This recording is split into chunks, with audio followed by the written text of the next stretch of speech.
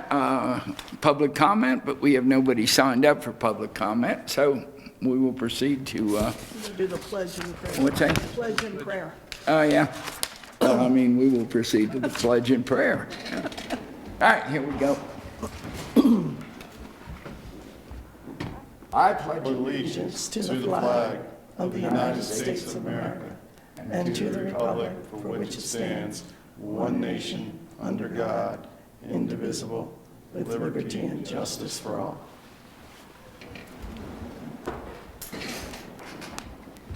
And we have been fortunate enough to have Mr. Rick intervene between us and the heavenly power. So if you could, sir, The prayer? please. Okay, fine. Oh, Father God, we just sit here, Lord. We thank you. We thank you for the sunshine. We thank you for the mild November we've had. Lord, may you let this continue, and may your light keep shining upon this county and everything we do, Lord. We know that it's you in charge, and we thank you much. And praise to God. Amen. Amen. Thank you. Thank you. Well said.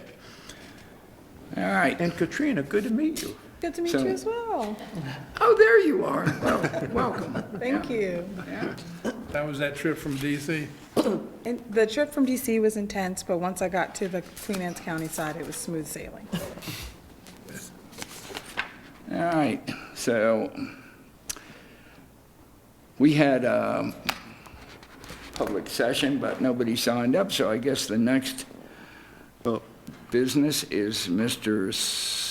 Michael's exposition of the closed session. Okay, so report from the closed session is that the board authorized and decided to sell the property, dispose of the property at 205 East Water Street. Currently, it's being done under the sale by owner capacity, and they have authorized me to kind of follow through further and take some further steps in that action. Secondly, the board voted to decide to move our board meetings from every month to every other month. Still the second Monday at 4 o'clock, but it'll start in January and it'll happen every other month thereafter. And our bylaws have July as our annual meeting, so that'll still be able to happen. And I think after that, there were no other decisions made in the closed session. That completed. Do we have a vote or a motion to approve the minutes? Somebody? I'd like to move to approve the minutes as read. Second? Second it. All in favor? Aye. Aye. Opposed? It's done. All right, now we've done public comment, so executive director, please, sir. Okay. I'd like to also get my welcome in of Ms. Lewis here. Yeah. Thank you, Katrina, for joining us. The 27th, she was appointed to the Housing Authority Board with her term running through June 30th, 2028. She wasn't able to make the first meeting, but we since had an orientation setting. We had a nice lunch. She also joined us in several other board meetings at the Fisher Manor open house we had. That was awesome. And it's just great having you join us, so thank you very much. Nice to be here. Your background is as assistant teacher at the House of Representatives Child Care Center, and previously you were at Kennard Elementary School, right? Yes. And you've also contributed to the community through your role as a policy counsel for Head Start in this county. And we now have a full board with no vacancies. So that is, I think, potentially my first since I've been the executive director. I just want to draw your attention that I've told you in past that in your packets are the monthly statistics, and you can peruse them at your own leisure. But the idea is that we have monthly statistics there that we like to track and follow ourselves, and I will also talk that we have weekly statistics that as a staff we look at our weekly team meetings. So you can kind of look those over and see. Hopefully they've become, every time they become a little bit easier to read and interpret, so they're there for you at any time. I would like to just remind you that on December 5th, we are having our board retreat at the Hilton Garden Inn, Kent Narrows. It's going to be start arriving between 8:30 and 9, and it'll run up until about 2:30 or 3. I'm looking to make it a positive, engaging event where our usual updates, beyond our usual updates. And we're going to begin with shifting discussions and policies towards longer-term planning so that we're talking a lot about day-to-day stuff, and we're working on that. And like you all said, that hopefully we're kind of dealing with those issues. Now I'd like to start, you guys have all asked me different questions about more longer-term things. I'd like to start having those discussions. We also have in the plans, I was talking with our facilitators of the retreat. We're going to have somebody from HUD talking about what they see in Housing Authority. We are going to have Don Bibb has been invited, who's another Housing Authority director who's very well regarded. Commissioner Corcorino is going to be there and talk from his perspective from the county. And then, so those are a couple. We also have our person from Economic Development, person from Planning and Zoning, Kathy Wills, will also be there to do some things. In addition to all of our Housing and Housing Authority staff will be there. So it's going to be that chance where people get to interact and then work apart and come back together. And it's going to be a good day, just helping us refocus. So I appreciate you all being willing to attend, and I'm looking forward to that event. I think it'll be fun and a nice day, and we'll also get some good stuff accomplished as we work to move forward. And that was December 5th? December 5th, arrive between 8:30 and 9 at the Hilton Garden Inn. And as always, go ahead. It's 8:30 a.m.? Location again? 8:30 a.m. That's the location? At the Hilton Garden Inn. Okay. Yep. Okay. So another update, and I started all this, and you all had a pretty good discussion on it, but I also let you know the Housing Authority has been looking at our options for incorporating solar energy at Fisher Manor. And the idea is to lower energy costs and contribute to sustainability. Initially, we considered a proposal from Building Change, Inc. for installing rooftop solar panels. The option included a $650,000 grant proposal from the Maryland Energy Administration, and it covered multiple phases from project planning to post-installation monitoring. Rooftop solar panels offered a potential savings for residents and reduced greenhouse gas emissions. However, concerns arose regarding the potential maintenance needs, the roof's longevity, and the efficiency of the panels over time, as well as the likelihood of redevelopment of Fisher Manor at a time in the future. So after a very comprehensive view, including consultations with stakeholders and technical assessments, we decided to pursue community solar through Nexamp instead of installing rooftop solar. So the community solar option presented several advantages. It would allow broader access to renewable energy benefits without structural alterations, without us having to rebuild any solar panels to Fisher Manor. And it reduces the complexities associated with long-term maintenance of those and enabling flexibility for future redevelopment plans. How is that generated, that power? It's generated, they have fields and of solar panels, and then they just offer us a piece of those. And overall, the bottom line is that we're able to get about a 15% reduction in our folks' field. And they can each decide if they want to do it or not, but they get basically 15% reduction. So that's the positive. The negative right now on the flip side is if it's not going to initially, it may not get as much as if you'd have gotten a solar panel on your roof, but that still was questionable. We still saw no proof of that. The other negative right now is that they're going to get two bills.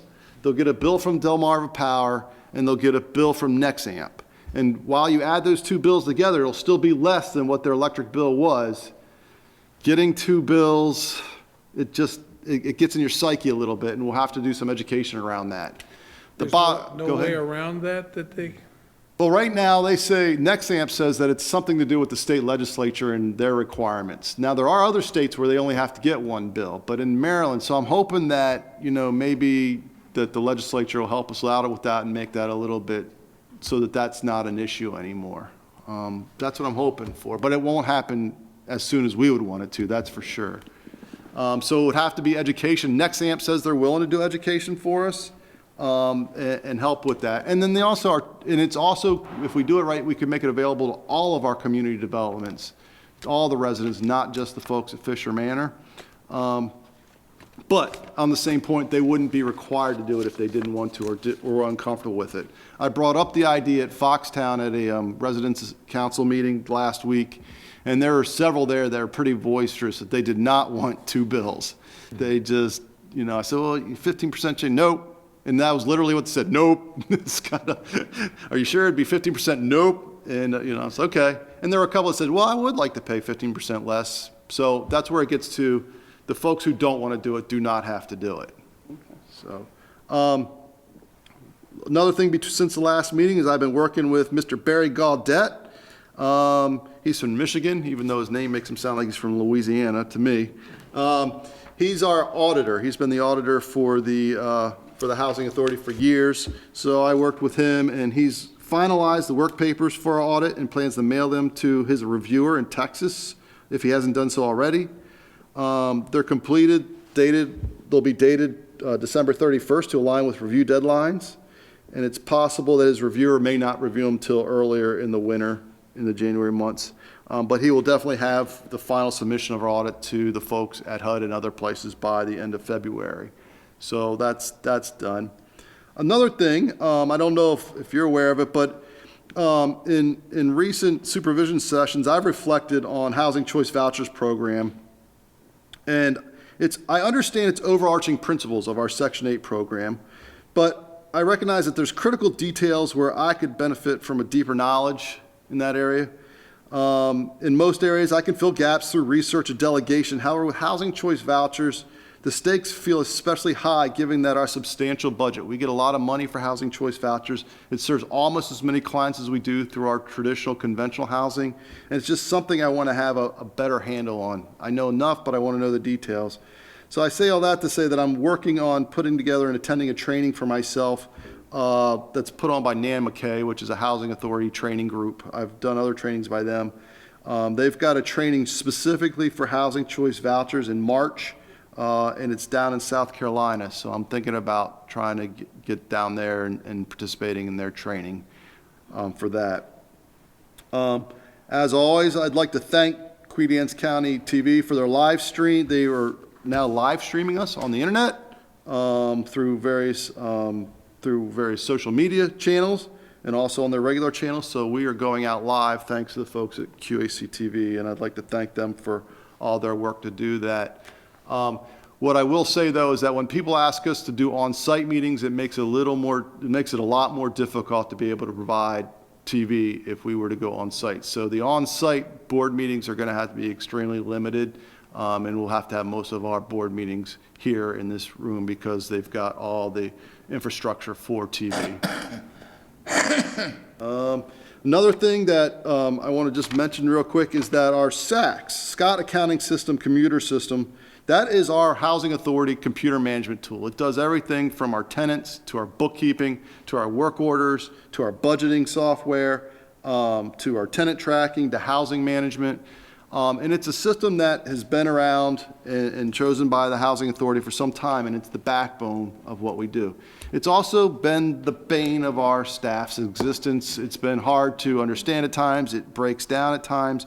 And I didn't realize this, but none of the staff that are currently there have been formally trained in it, although the ones that have been with the Housing Authority for some time do a very good job with it. They've never been formally trained. So in that process, and I know that the finance office with the county has told us they want us to continue to use our bookkeeping software to keep it separate to do that. So with that being said, I am currently working to bring a training to our staff, hopefully in early December for SACS, where they actually, what I've told them is to treat us just like we're getting a new system, treat us like that, but then be ready for deeper end questions after we do that. SACS is working on that. The one thing they've said is that they want us to make sure our system is tight and working well before they have that training so that they can train us and there's no glitches as they're training us. So that is where we're at right now. There's been an issue, like for example, if we have a tenant who is a Housing Choice Voucher recipient, Section 8 voucher recipient, and they happen to live in one of our conventional apartments, SACS is throwing a bunch of wrenches in that somehow, and it's making it difficult and really confusing our staff and me and becoming frustrating. SACS is aware of that issue and they're working on it, but that's like an example of some of the stuff we're trying to work out. To totally revamp and go with a new system now, I don't think would be a good idea, but I do think we need to take the time to get ourselves trained up and get it tightened up internally, and we are working actively, and I'm working actively with SACS to do that. On a similar note, Mike, go ahead. Is there a point person that would be a contact for us if we had a need to speak to somebody in that office? At the Saks computer office?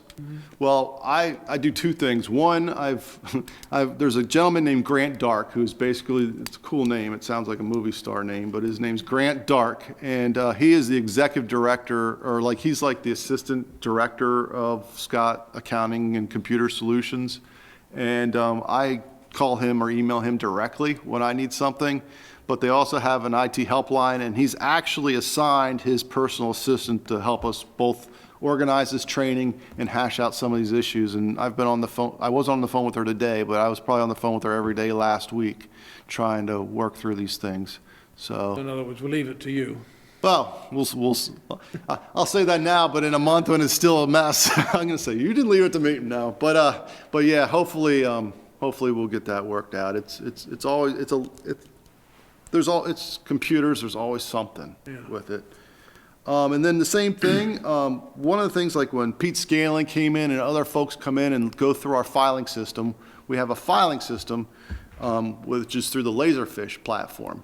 And that platform's a great platform. Everybody says the platform's great, but our system, our files over the years have gotten kind of out of order, and different people feel different ways about how things should be filed.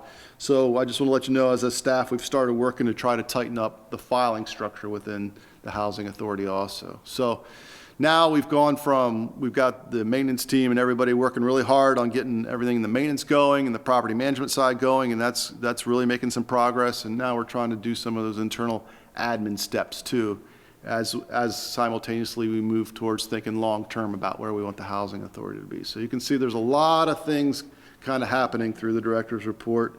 The last thing I just wanted to mention, unless you have any questions on this, is I had the privilege of meeting with the Foxtown Tenants Association last Wednesday. It's a fun group. They're very complimentary of you all, of our maintenance staff, and how work orders are getting handled quickly.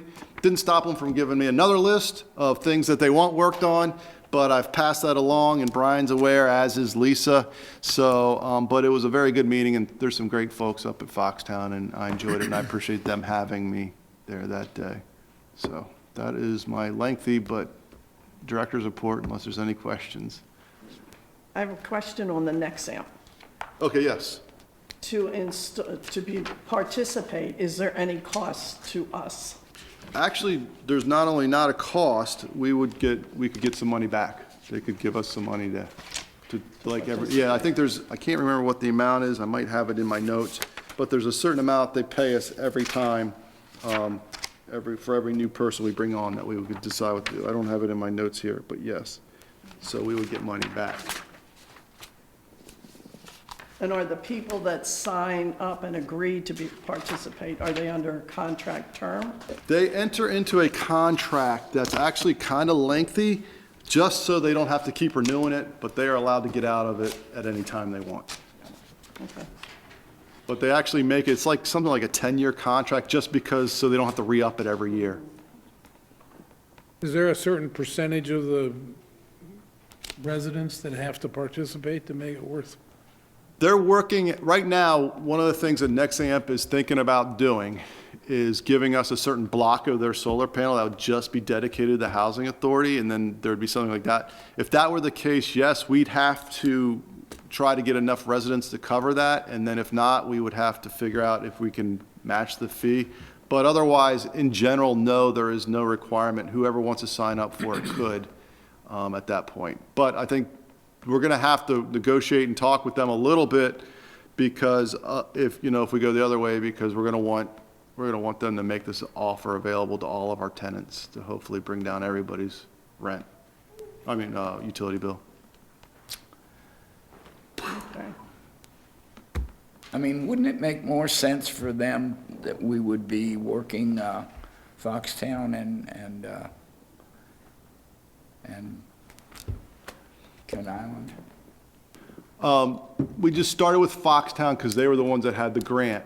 So we had to do something immediate with Foxtown. So at the last board meeting when we talked about, with Fisher. So at the last board meeting because Fisher was where the solar panels were targeted to go for. So that was where we started with, and it's also a smaller community, so we started with them, because if they were gonna get the solar panels, we wanted to have something to kind of counter it, and that's why we started with Fisher. But hopefully, it shouldn't take that long if we want to bring up all of our population to make the offer. Once we get rolling, it shouldn't take that long to bring it all up, because we don't have to do anything other than sign folks up.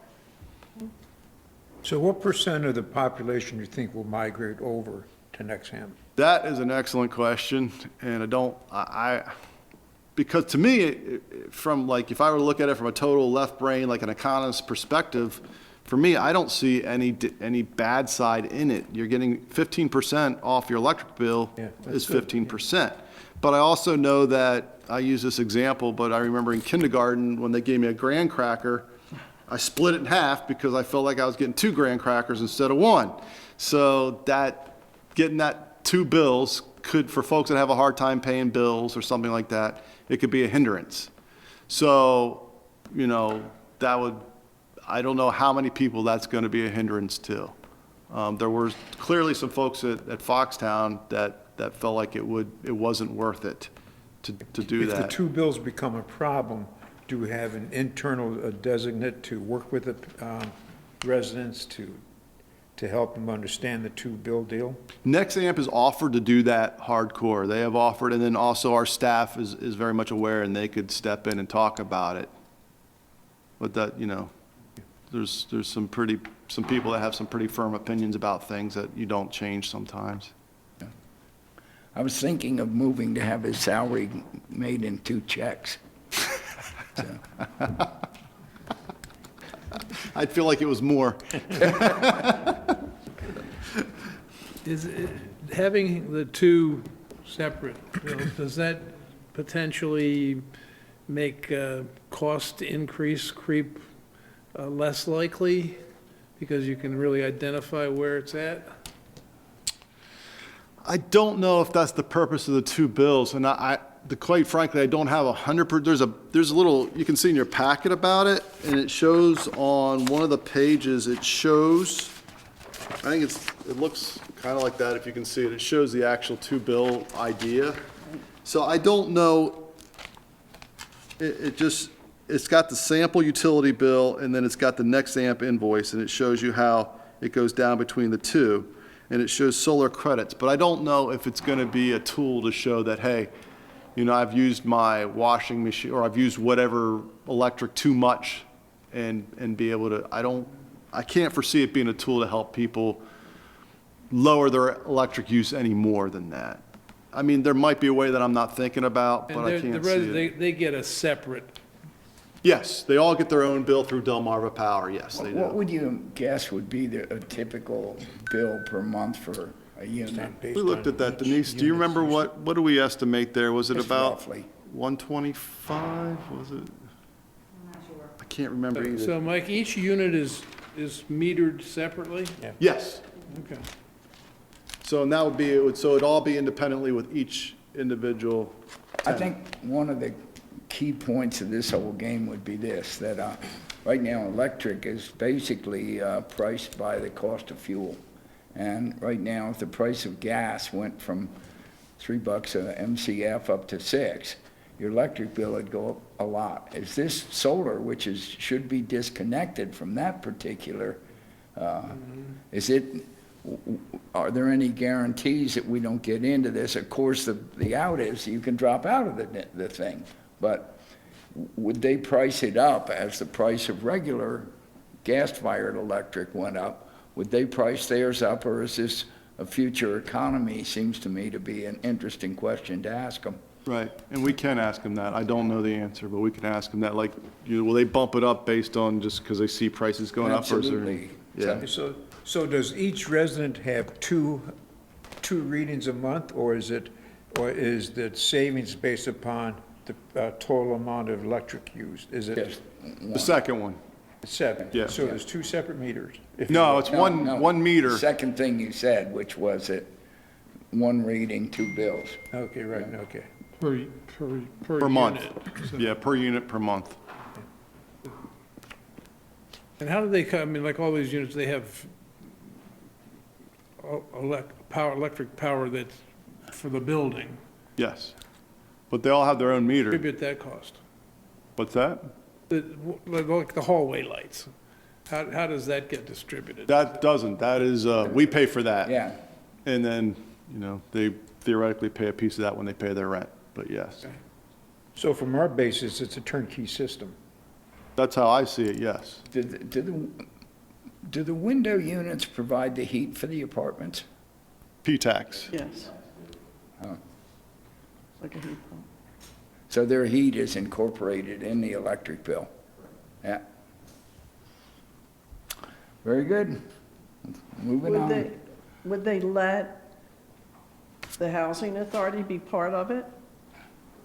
That's a good question. I'll have to ask that too. Like, in other words, our stuff, would it be part of the next sample? I know we'll get a return on it, but I will ask that too. So we'll ask about cost increases, and we will ask about, can we get in on it too? See if you can handle 2 bills. And on this page, the engaging and supporting, Uh-huh. under the benefits, they do have a term that says NextSam covers most costs. So what are those costs they're not covering? And Right. who's going to be responsible Okay. for them? I'll write that down too, and we'll ask them. When they say most, what are they not covering, basically? Right.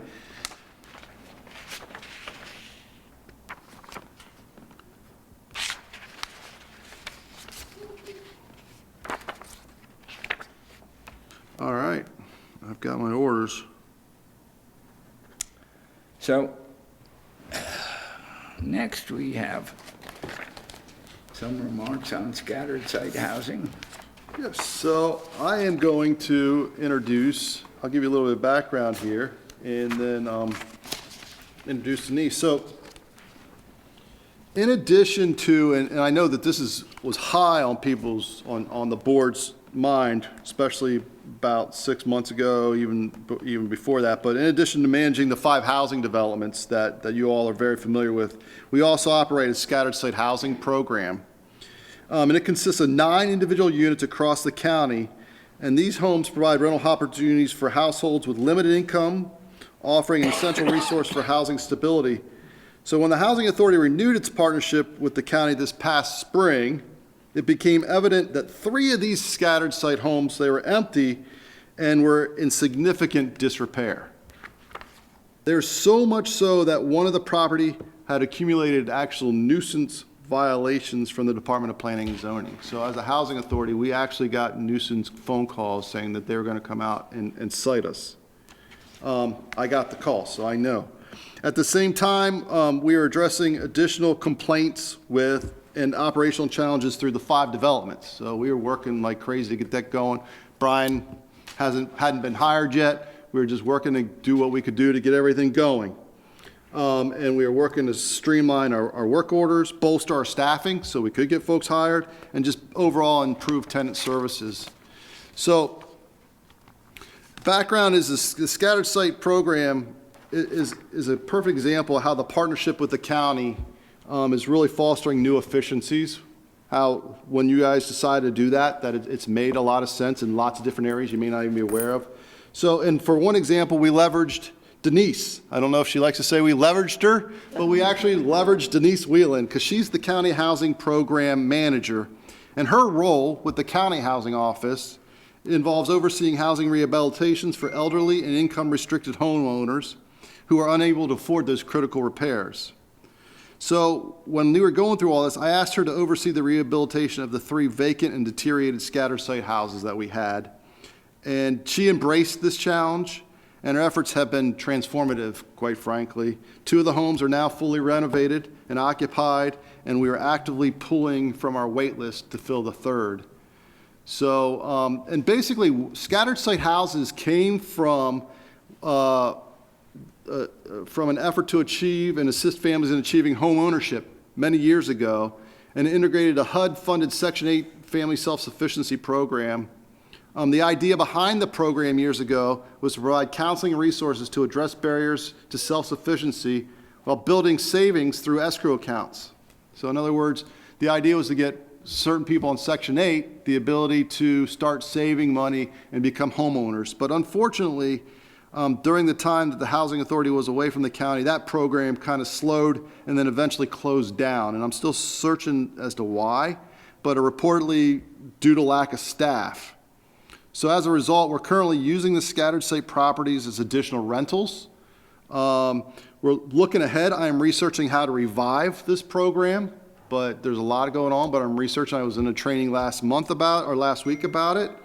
Or to implement a similar home ownership initiative to better support long-term goals for these families. But this will take some time. But in the meantime, we wanted to get the stock back up in good shape. So I had Denise do that, and I asked her to come today to talk a little bit about what she did on those 3 particular ones that were in disrepair. So Denise, do you mind coming up? And I think she's got a PowerPoint presentation that... I do. Thank you, ladies and gentlemen, for having me. So these are our scattered site houses that we addressed. Some of them, let's see. George will put it up for you. Once I bring it up, you should go just click right or left. Okay, There you go. okay. So this is 104 Wayne Street. This is in Sudlersville. This is what we walked up to with this particular house. This was not the house that got the nuisance complaint, but this is just one of the 3 sites that we had. So I tried to compile some pictures that would give you, we had a fence that was cable wired to the neighbor's shed so that it wouldn't fall over on his truck in inclement weather. The fence was removed. The back door to the storage area of the house had been kicked in, the frame was gone, and it was just absolutely unrepairable in that way. We had an antenna in the backyard. It seemed pretty dangerous to me for kids climbing it, and at the base of it was a nice concrete item that held it with wires sticking out, so that obviously... I just went through the property and looked at all of the things that I thought would pose a danger to children or a resident living there. And these are just some of the things we identified. The fire pit, that's absolutely, when we opened the attic door, it was in a very angelic moment, but there was a hole in the roof. The tree had actually been overgrown and rubbed a hole into the top of the roof. So these are some of the things. Carpet was in disrepair. This is how we replaced it. We took the carpet out and we put flooring throughout the living area and down into the hallway. We trimmed it, we power washed it, we repaired the front railing and the front door. We replaced the back storage area door, power washed all of the cement, took down the fence, repaired the large hole that was in the yard that posed a danger, and that was scattered site 1. Moving on to our nuisance complaint, this is where Mike actually invited me to get involved. This house is in Chestertown, but it's at 5701 Church Hill Road. And so this is what we got the complaint on. We had piles and piles of trash back there. The contractor took away 9,000 pounds of trash. He said he didn't think that anybody had ever thrown trash away since they lived there. It was hanging out of the trees, it was stuffed in the back garage, there was trash inside the house.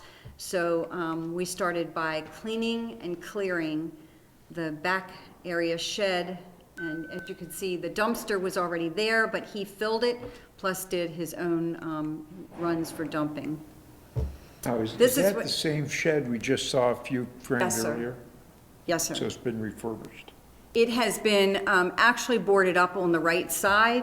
It actually is boarded up on the right side because the floor is rotted, and it was really not something that we wanted to rehab, but we didn't want to lose it because it offers storage on the left-hand side. It has a cement slab on the left. So we boarded the right side up and kept the left side for storage, for mowers, bikes, that kind of thing. The ham operator antenna, who's using that? We took that down. You did take it down? Yes, Okay. absolutely. I just think about children and what they're going to do, and I saw somebody climbing that. So I thought that was not such a great idea. This is 5701 Church Hill. The house on the left is what you owned in the beginning, and the house on the right is refurbished or rehabbed. This one took a lot of work. This one had completely rotted joists on the inside. The bandboard was completely rotted. We found carpenter ants eating away at it. The structure itself was not worth losing. It's on 2 acres of land. So the decision was to keep it versus selling it. And what we did was opened up the floor and replaced the joists. The mound of trash on the left-hand side is what came out from underneath of the house. That was all of the insulation that was wet and drooping and et cetera was pulled out. On the right, and it doesn't look so nice, but it's been tied up. The exhaust pipes and the ventilation's been tied up. We put a vapor barrier down to the best that we could. It does have a dehumidifier running underneath of it, so it should remain fairly dry now. We did preventative measures. I'm sorry. Historically, people have been living there, yes, for a while? Sir. Mm-hmm. And we get no complaints from them about the status or how the place looked, I mean, before we refurbished it? I will say that this to me feels like a hoarder type situation, and often, this is another thing, but often what my experience has been is that with hoarders, you don't tend to hear a lot from hoarders. That is why one of the other things we're doing that Lisa and Brian have just started, which is huge, is we're starting to do inspections of units, like just regular inspections, so that we can go out and start to catch some of this behavior and some of this ahead of time, so that things like this aren't allowed to happen in the future. So inspections were not a thing that we used to do? I think they had them. I don't know if they had enough staff to do them at the level that they should have been done at. And that's my assumption Okay, because I wasn't there. thank you. So we did some preventive measures on the outside. We sloped and took away where the dirt was allowing water to enter into the crawl space, framed it out, put a new door on it, put some French drains in there so that to assist with the drainage. This is your kitchen on the left that came with the house. Mold, cabinets not closing, broken, etc. On the right is the rehabbed kitchen. All new cabinets, new appliance. And we don't assess, there's no assessments to the resident for this work? The resident was gone. I'm sorry? The Okay. resident was gone at Where the did the time. money come from that's paid for all this? This is the county. Another thanks to the county. They've been providing funds to Figured that. support this, yes. Thank you, county. Thank you. Yeah. Are there things in place to ensure it doesn't go into disrepair again once tenants do take over? Oh, I do believe so. We got regular maintenance, so go ahead. So, we're starting to schedule. You're gonna have to talk, Brian, why don't you come up and talk in the microphone up here? Sorry about that.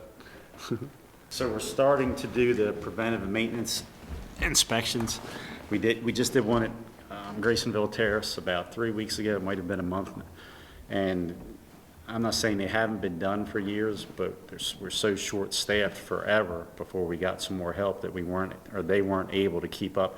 Even if they found something wrong, they did more of a spot check rather than a thorough inspection on a lot of these places. So much of it was missed. And like I said, if the tenants didn't call it in and tell anybody that there was a problem, then nobody knew. But now we are literally going through every place, every apartment. We have a checklist. We check their electric, their plumbing. We ask the tenants if there are any issues, but also we go over it ourselves just to make sure there's nothing that was missed or that's being missed. Have you got enough staff to keep up, or are you feeling like you're up to speed now? I think we could use more. Yes, I think we could use he could use at least one more maintenance tech, and the property manager could use some assistance too. It's better, but we still have, like, for instance, we talked about it a little while ago. So Today, I had both my guys at Graysonville Terrace trying to knock out work orders. So when we did the work orders, we've got a stack of work orders from Graysonville. I had both of them there today, planning on them being there all day. And then as soon as somebody gets there, then we have a water leak, you know, in Sudlersville or in Terrapin Grove. So big plans, but another person would be great. It'd be a lot of help. But it's better than it was. So it was. Will our just that director one. be working on that with the, Just, yeah, I'm working on it, well, I'm working on it now as we speak, and I'm also planning to put the request in the budget for next fiscal year. Yeah. So that's my plan. I want to commend your effort. You guys have really done terrific. I'm very, very proud and pleased with this maintenance thing. It's how the county relates to the tenants, and as it goes, Yeah. so goes this whole operation, and you guys have done terrific, so thank you. Thank you. Okay, the place is empty now. We're going to, This one, I don't know if you have any pictures of the family or not, but this one that she's showing now is full. Well, the two that she's showing are full. So go ahead, Denise, I'm sorry. There's your bathroom renovation. This is how the folks lived. This is when you ask about why we didn't hear complaints. When Blood you, stains on the wall, what the hell is well, that? you can guess what I think that stain was, but you know, when you have somebody who doesn't care about your property, then that's what happens. So, what you have now are freshly painted rooms. The property is completely updated, safe, and allows for people to, and here's the family that went in. So that was really fun to see somebody actually occupy the house. And then on to your third one. Your third one is Agnes Street. This is a beautiful home, actually. It sits in a really nice lot. You can see how we received it when there was no one living in this. This particular house had started to be rehabbed by someone. I'm not sure who, because there was a mold issue initially reported in this house. But whoever began the rehab, the carpet was only 2 years old, and they totally destroyed it by doing the work and the drywall on top of it. So it had to be, again, once again, they left countertops sagging, that whether the moisture had gotten to, appliances that were gone. There was a leak in the roof in the one bedroom, and they had put the refrigerator pan underneath on the floor underneath of it to catch any water that was coming in. They had gutted Go backwards a little bit. They had gutted the bathroom and left the sink in the bedroom. So you can see what the stairs going downstairs in the bathroom again. We had major plumbing issues in this particular house, trying to figure out what went where. But on the right-hand side is your newly refurbished bathroom. We did not have to replace that tub and shower. It was scrubbed down and resprayed. The kitchen, I'm very proud of this kitchen because the cabinets that you saw originally on the top are the original cabinets. They were not replaced. They were just simply restained to match new cabinets on the bottom. Your powder room is on the right-hand side. Your bedrooms that have been freshly painted and the carpet replaced. And then these are the stairs that actually were sanded and stained to match the floor and the cabinets, because the treads were really, really in good shape and they were wood, so we took advantage of that. The back porch had to be redone because of safety issues. And there's your house that was completed. We touched a little bit of everything in this house, from the shutters to the doorknob to everything. And then the contractor gave me a wishing well for the back. I didn't know that. So those are your scattered site homes. And this one is the only one that's waiting for a family. The others are occupied. Where's this one located? This one is 222 Agnes Street in Churchill. How do you make the selection for who gets to go into these? So we create a waiting list, and we pull off the waiting list in the order that people join the waiting list, similar to all our other places. Okay. Is that the same waiting list as for any of the, does each property have its own waiting list? See, I'm learning this, and then Kenya can tell me what I get wrong, but yes. And there's a waiting list for each. If it's a 2-bedroom at that property, that's a separate waiting list than the 1-bedroom at that same property. Okay, is the scattered sites, is different criteria for a resident, or is it the same as a tenant? It's the same? Yep. We might want Person to, get into a house like this, he's very fortunate to have a house like that. And we don't, not jack up, but when someone else comes in, do we raise the rent to be able to? do a little, what do we do for the rent for this one? There is a rent reasonable calculation that we perform, and that's based upon the rentals that are around the location. So this property, the rent will increase. Oh, sorry, you're gonna have to go up. You gotta talk to the microphone or they won't hear. This property last rented for $1,300, so it will increase with all the work that Denise put into it. But You it'll look- still be affordable. Do you look at the market and try to stay even with it, or is it less than the It'll be market? less, a little bit less, but it'll definitely be above the $1,300 that it went for. Thanks, Kenya. Sorry. Makes people care too. If they put a little bit of, you get in there and it's nicer, they care, and so even though it's affordable, you hope that they take good care of it. Oh, yeah. So how long have these refurbishments gone on? Just since June, or? How long have I had you work since I came in around April, and when I first got these phone calls, I didn't know what to do, so I just went, Denise is right across the hall from my office. I'm like, Denise, can you work on these? Because we're trying to do all this other stuff. So I think the beginning of May until the beginning of October. October 1st, we finished this one. And this is all what county has provided us, yes? Yes, they've been providing support. Now, hopefully we can, as we work the budget out, because the books are, similar, some of the ways the books are a little bit like the houses, but we're working on getting those cleaned up too.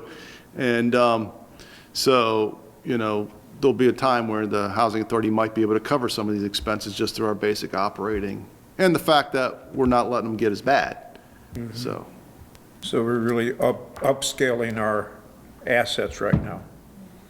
Is there any plan for adding anything to the scattered houses? Well, this is where I'm going to have like a discussion with you all in the future, because the idea for these is, remember, is home ownership, and to transition folks into home ownership and home stability and that kind of thing. So there might be a possibility where, like, I know Pete Scanlon used to get, like, some of these houses he used to pull off of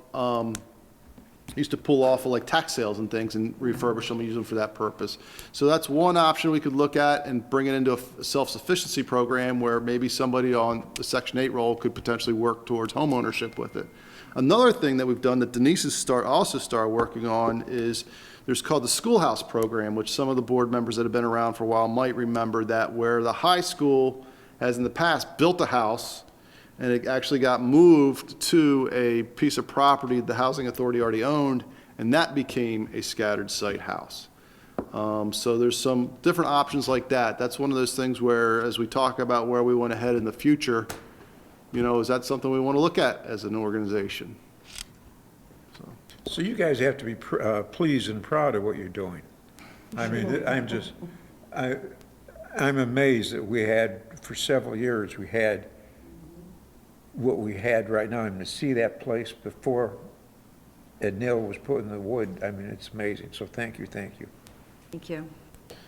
Thanks, Denise, for coming in and doing that. I really appreciate it. Very good. Thank you, Denise. Thank you. I would say my general thoughts on the expansion of this operation, because given the fact that we have a 350 or 400 people in it, and maybe 1,000 on the waiting list, or whatever the number is, plainly there's a lot more demand. But the first thing the county needed to do was to get control of what we had. It had Yes, gotten yeah, run yeah. down, and it's going to take a year or 2 years to get that, and then see because the rent and the HUD and grant money does not cover the expense of this operation and isn't going to. So then we need to establish what it's costing the county to subsidize it. And when we get all that in hand, then I think it becomes a discussion with the county commissioners and the finance office as to what they want to do in terms of expanding what we're doing, because it plainly is a terrific public service, but it comes at public expense. So that'll be a discussion to be had somewhere a year from now. Question, on the 222 St. Agnes, that was vacant when you came on board. Do you know how long it was vacant? Kenya, do you know that one? 6 to 8 months. 6 to 8 months. So that's And the other two properties that Denise rehabbed, the same amount of time? about the same time for the other 2 properties. Okay. I'm saying it and repeating it so I can get it on the record. That's why I'm being an echo for her. I apologize. Thank you. And all done internally without any outside contractors? Oh, no, we used outside contractors. You did use Denise outside. arranged those outside contractors for us. She's got a set of outside contractors that she uses for on the county side for when we do home ownership rehabs for seniors and that can't afford. And she's got a list and she's got the connections and knows what to look for and how to price it out. Very good. Very good. Moving on. All right, so moving on, ready to do Fisher Manor? What's that? Fisher Manor is the last, really the last thing Yeah. on the, so that's really why we got Brian here, even though he stepped in and helped the, so Fisher Manor, I talked about it last time, we're moving, but I just want to give you a couple follow-up updates, and I'll do my part and then I'll hand it over, that we had the community event, which many of you showed up to last week or the week before. That I thought was wonderful. I had a blast. I really appreciate you coming out. I know a lot of the residents came out, and I just thought it was a nice event. I think the staff did an excellent job. I am not a party planner. It's not something I enjoy, but clearly we have some good ones on the staff, so I appreciate that, and I appreciate you coming out. When I know, like, especially everybody had other stuff that night, and you guys came out, so thank you for doing that. I think it meant a lot, at least if I were to interpret that the tenants saw you out there. It meant a lot to me, and I really appreciate it. So thank you all for doing that, all that you're doing. Just want to let you know, we've working on the big part of the community is a very pretty community, I think, Fisher Manor. And one of the things that just as an eyesore is, and Commissioner Wilson has told me about this, is that the decks just don't look good. And we are working very hard to put together an RFP, and because we know the amount of the cost of the decks is going to go over $100,000, there's really no way about putting it out to bid. But we are in the process of doing that now, waiting for a little bit of tidbit information from the Department of Public Works. But once we do that, we're going to put it out to bid and try to get those decks done. We're also, through the help of Parks and Recreation, we're replacing the playground out there. It's already been taken down. That thing really was very, very dangerous, quite frankly. And we're going to replace it with a new one in a nice area there. And working on that, and I don't know, Brian may or may not have some updates on the timeline on that. I gave that to him at the last minute, so we'll see if I just threw him under the bus or not.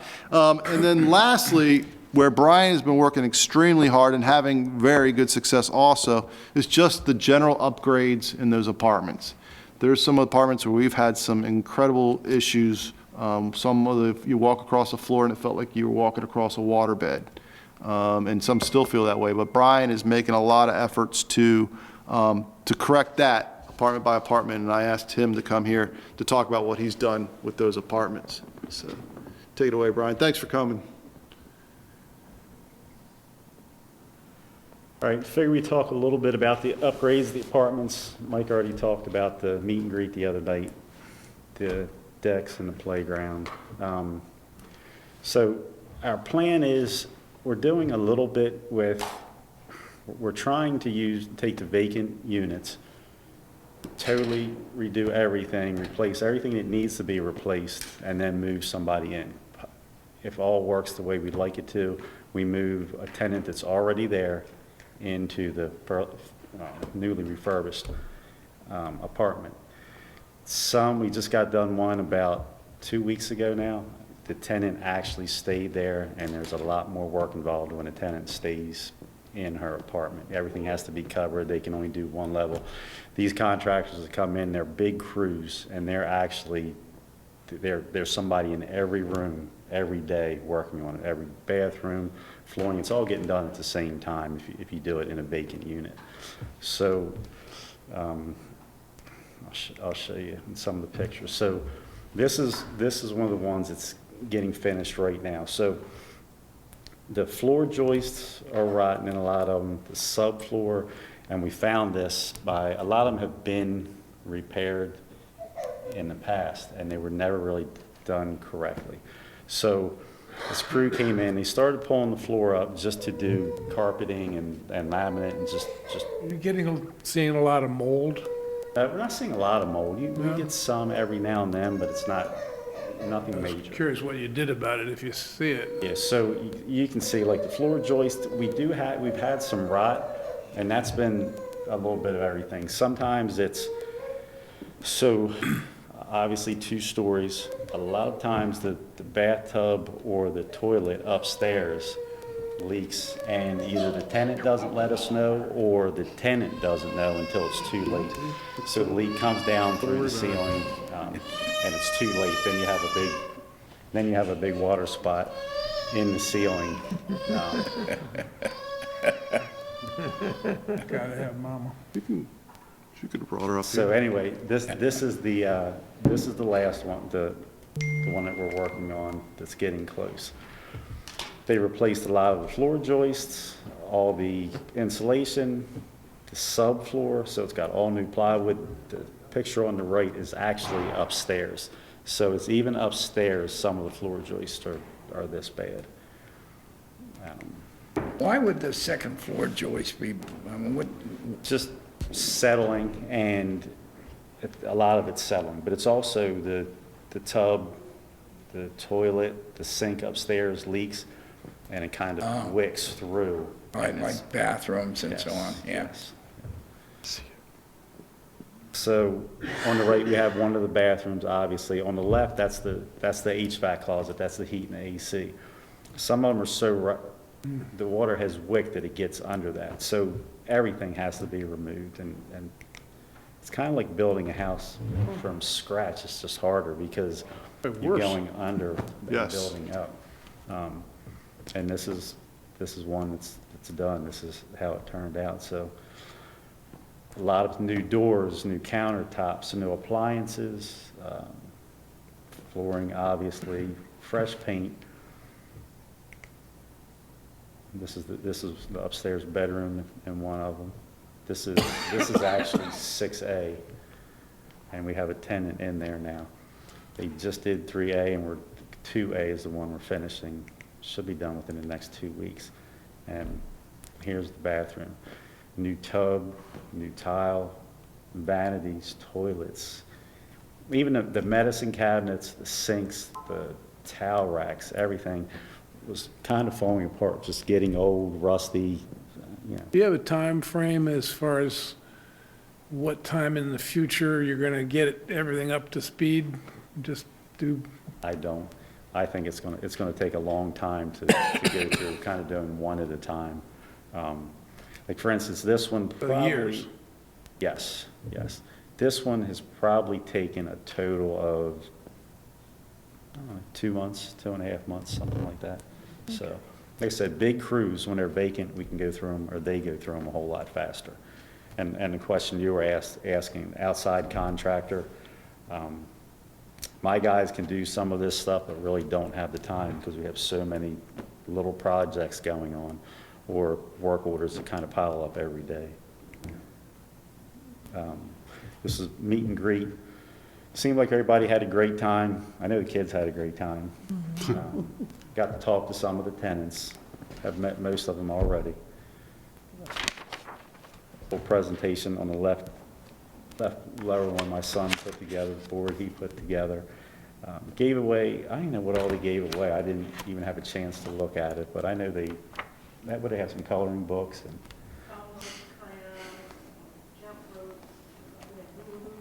Coloring books, crayons, jump kept- ropes. kids were busy. Kids seemed to enjoy it. All right, so figure talk a little bit about the decks. Mike's already talked about it, but you can see the middle picture on the bottom. That's what a lot of these porches and decks have turned into. The boards are curling up. There's a lot of safety issues. Front porches and the back porches, they're all starting to slope.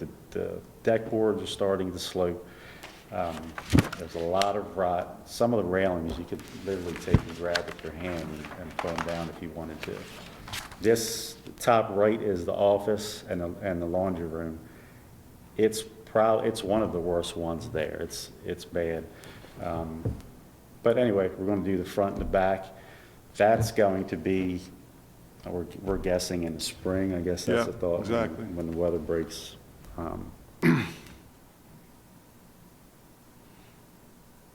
Now, who takes care of the yards now? Is it the mowing and the raking, that kind of thing? So we have an outside contractor that Outside does that. contractor. It's the same guy that does all of the places.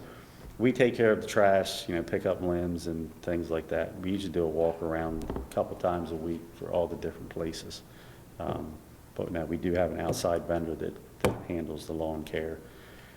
We do some of the light stuff as far as trimming trees and stuff like that, but the outside contractor takes care of most of that. So, same thing with the playground. We're kind of waiting on that. It has gotten started. This is what we're going to go with. This is the plan. This is 100% what we're using. I think that's even the colors we're using, isn't it? No, it's We not. took that bright blue away. Okay. Yeah, the bright blue went away. We got a little more tan color, and I took to heart your feeling about the fading. How you don't like the fading, so that never left my mind on that. I think there's nothing sadder looking than one of these plastic playgrounds about 10 years later when it's all faded out and coming apart. And Which is what you have right there on the right. So that's what we had. A lot of exposed bolts. They were dangerous. Weren't horrible, but a couple of them you're not even allowed to have anymore. Like what's that, a merry-go-round, whatever it's called? Yeah. Legally, you're not even allowed to have one of those anymore, but they had one. The turf, you can see how bad it had gotten. So that'll all be replaced. We're hoping that'll be done late spring too. That's what it looks like right now. They removed it, so get rid of the hazards. And that's excellent. all I've got. Couldn't be better. Thank you. Anything? Very lucky to have the staff we have. They're all amazing. They take it personally. They take the work very personally. They take the sweat very personally. And I appreciate all of them. And I think I said it the last time, both the folks that are new and the folks that have been with the county and the folks that have been with the Housing Authority and struggled to keep it going when they were understaffed and underfunded. And it's just a good group of people, and I'm fortunate to get to work with them. So, as I am with you all too, by the way. So thank you. So what's the feedback from the county on how we're doing? Todd, you talk to Todd regularly, but Todd has told me he's happy with the way it's proceeding. I think he said that at the last board meeting we were here at, if I remember correctly. And we'll get a chance to ask Commissioner Corcorino at the retreat next month and see how he's feeling about it. I know the county has put a considerable amount of resources. Their staff has been a wonderful support. Their finance office has been incredible support. They're definitely dedicated to a good process. I know that, and they've been very supportive of me. So I'm getting no negative vibes at all, and only positive stuff. So. Awesome. Very good. No, I think the county's happy, and I think you guys have done a great job, and staff same. Very good. On track. Sir? I think that's only announcements, which is the board retreat is December 5th, which I've already talked about. And then other than that, unless there's anything else, it'll just be time to adjourn, a motion to adjourn.